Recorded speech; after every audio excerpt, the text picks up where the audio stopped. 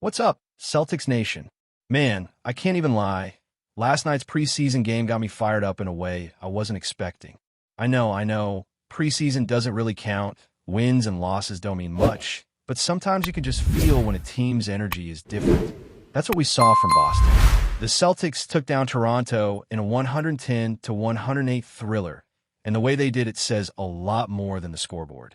This wasn't one of those lazy preseason run-throughs. Toronto actually rolled out a legit lineup. Brandon Ingram, Scotty Barnes, R.J. Barrett, Emmanuel Quickley, Jacob Poeltl. All those guys played serious minutes. That was pretty much their real starting five out their testing rotations, not just jogging around. And for Boston to come out and pull off that win, even without Jaylen Brown for most of the game, that's impressive. Now let's talk about that for a second. Jaylen Brown only played 7 minutes before tweaking his hamstring.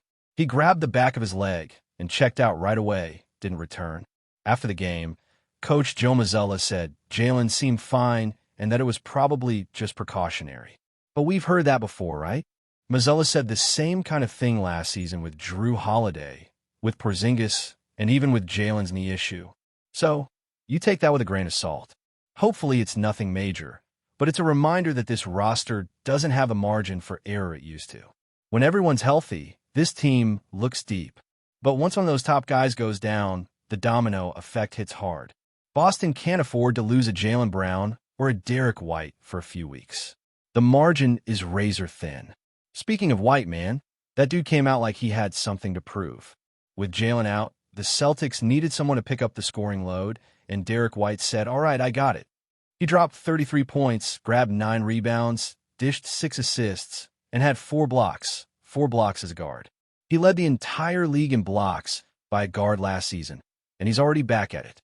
What impressed me most wasn't just the numbers, but how aggressive he looked. 17 three-point attempts. 17. That's not something we've seen much from him, but he looked confident, comfortable, and ready to take on more responsibility. If this is the version of Derek White we're getting heading into the regular season, buckle up because that changes everything for Boston's offense. Now, Peyton Pritchard didn't have a shooting night he wanted. 1 for 11 from the field, 0 for 8 from deep, but what I liked is that he didn't force it. When his shot wasn't falling, he turned into a playmaker. 10 points, 10 assists, 2 steals, and he got to the line 8 times, hitting all of them. That's maturity. That's the kind of growth you want to see from your backup point guard. The effort was there on both ends, and you can tell he's been trying to prove that he can be more than just a streaky shooter. Let's talk frontcourt. Neemias Queta quietly had one of his best nights in a Celtics uniform. 21 minutes, 8 points, 12 rebounds, 4 blocks, and a steal. That's a big man making his presence known. The rebounding part is huge. Boston struggled on the glass last season, and with Al Horford aging and Porzingis' health always in question, they desperately need someone to crash the boards. Queta looked active, strong, and engaged. He even got a little praise from Mazzulla afterward, who said that coaching a player like Queta is the kind of thing that excites him. Seeing a guy respond, develop, and take those steps. That's what you want to hear from your coach. It sounds like Queta's earning trust at the right time. Chris Boucher was solid too, chipping in 5 points and 9 boards, while Xavier Tillman came off the bench and gave them energy, 7 points and 7 rebounds in 16 minutes, including the game-winning bucket. The X-Man is already becoming a fan favorite. The dude just plays hard, sets strong screens, dives for loose balls, does all the dirty work. He's the kind of guy every winning team needs. But the most intriguing part of this preseason might actually be on the wings. Josh Minott and Hugo Gonzalez are making serious noise. I'll be honest, I didn't expect either of them to jump ahead in the rotation this fast. When the preseason started, I thought Jordan Walsh and Baylor Shimon had the inside track for those bench minutes. They've been in the system longer, they know the schemes, they have that familiarity. But man, Minott and Gonzalez have been outplaying them in almost every area. Hustle, defense, decision-making, you name it. Minott brings that spark, always moving, always active. 9 points, 4 rebounds, 2 blocks last night. Nothing crazy on paper, but when you watch the game, he's everywhere. Cutting, contesting, rebounding, making the little plays that win games. And Hugo Gonzalez? This kid just has that it factor. His stat line won't blow you away. 8 points, a rebound, an assist, a steal, and a block, but his timing and awareness stand out. He's always in the right place at the right time. He takes smart shots, moves the ball, plays within the system, and makes the right reads. He's the kind of player you just have to find minutes for. Derek White even said after the game that Hugo makes the right play every time.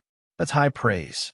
Honestly, he reminds me a bit of Bruce Brown from the Denver Nuggets.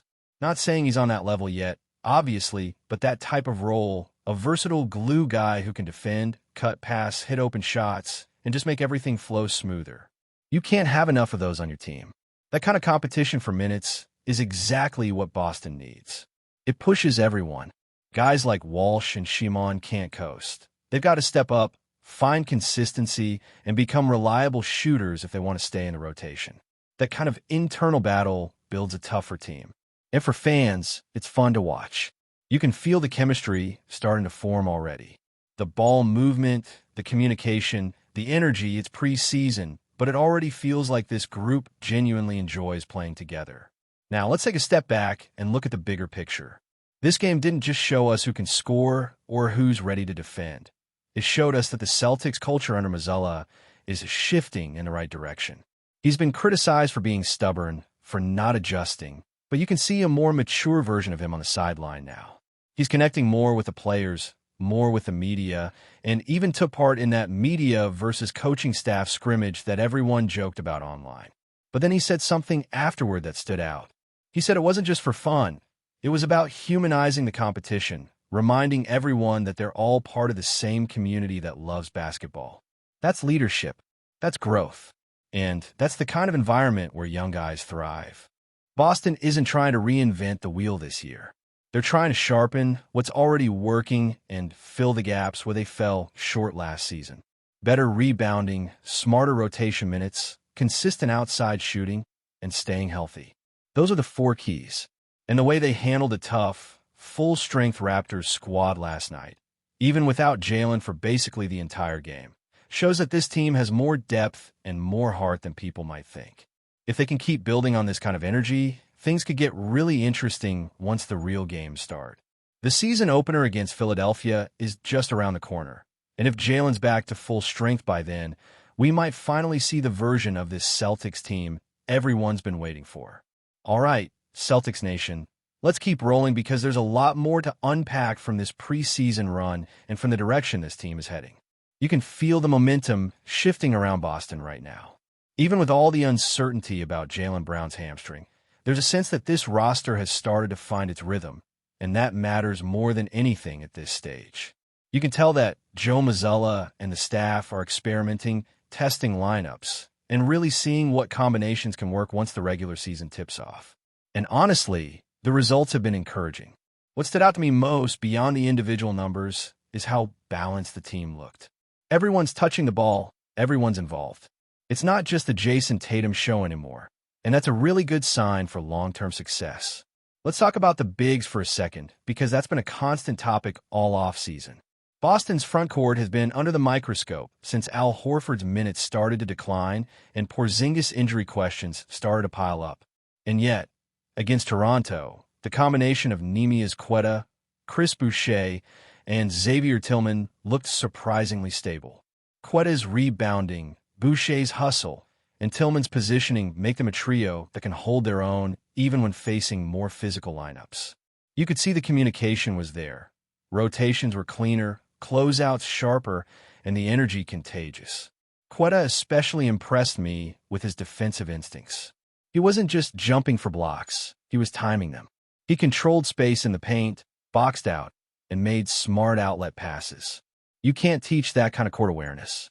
It's the little things that build trust between teammates, and that's what gets you minutes when the season starts for real. Now, Xavier Tillman is the kind of player every fan base ends up falling in love with. He's not flashy, he's not going to drop 30 points, but he plays hard every single possession. When he hit that game-winning shot, you could see how much it meant to the whole bench. Those moments matter more than people realize. They build team chemistry. They set the tone. When your role players are making winning plays in preseason, it carries over. You can tell Mazzulla trusts him, and honestly, he's earned it. If he keeps bringing that grit off the bench, he's going to carve out a major role. And that's what this roster needs, a little toughness, a little edge. Too many times last year, Boston got outworked in the hustle stats, especially in those ugly losses where they settle for threes instead of fighting for second chances.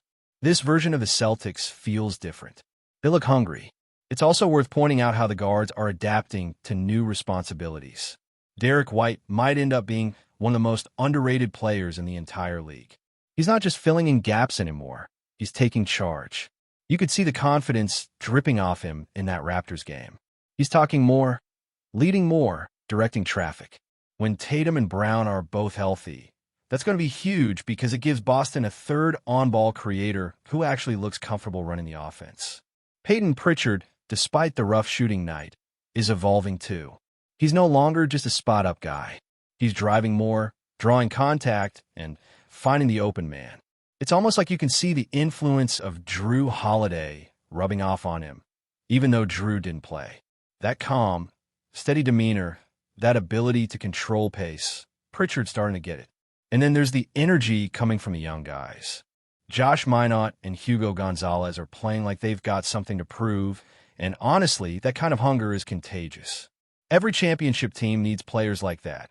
Guys who don't need touches to make an impact, who can come in cold and still swing momentum with defense, hustle, and smart decisions. Gonzalez, in particular, has this rare poise for someone so young. He's patient on offense, makes the extra pass, and never looks rattled. It reminds me of when Marcus Smart first came into the league. Different skill set, but same kind of intensity and presence. You can feel it every time he's on the court. One thing that really stood out from this preseason so far is how Mazzulla's message seems to be resonating. There's been a lot of noise about his coaching style. Some fans say he's too rigid, others think he relies too much on analytics and three-pointers. But watching him now, it feels like he's evolving. You can tell he's connecting more with his players, finding that middle ground between data and instinct. And you saw that reflected in the balance of shot selection. Yes, they're still taking a ton of threes, but they're also attacking the rim, looking for mismatches, pushing the tempo when they can. That's growth. That's coaching evolution. Now about Al Horford, what a professional. Even though his minutes are down, his presence is still massive for this locker room. The guy's basketball IQ is off the charts. He might not be stuffing the box score anymore, but you see his fingerprints all over the game, talking on defense, setting perfect screens, directing traffic from the elbow. He's the kind of veteran every young team needs. And even though it stings a bit knowing he'll finish his career elsewhere, the respect for what he's done in Boston is real. You just don't replace leadership like that. But before we continue, please remember to subscribe to the channel and give the video a like. Your support helps us keep bringing you the latest news about the Boston Celtics. Feel free to share your thoughts on the news in the comments as well. Whispers are circulating through the NBA world, and the latest buzz centers on JRUE Holiday. Sources close to the veteran guard suggest that he may be regretting his decision to leave the Boston Celtics. While Holiday has always been known for his professionalism and ability to make an immediate impact wherever he goes, insiders hint that the transition hasn't been as seamless as he might have hoped. The Celtics, fresh off another competitive season, are said to have created an environment that allowed Holiday to thrive both on and off the court. Teammates reportedly still speak fondly of his leadership, his defensive prowess, and his ability to hit critical shots under pressure. Now, having moved to a new team, the buzz is that he may be feeling the pangs of nostalgia, not for the city, but for the rhythm and cohesion that Boston offered. Fans have noticed subtle signs too. In interviews, Holiday has occasionally reflected on his time in Boston, sometimes with a hint of wistfulness that has sparked speculation. Social media chatter is abuzz with theories. Did he leave too soon? Could a return be in the cards? And what does this mean for the Celtics, who are undoubtedly aware of the void left by his departure?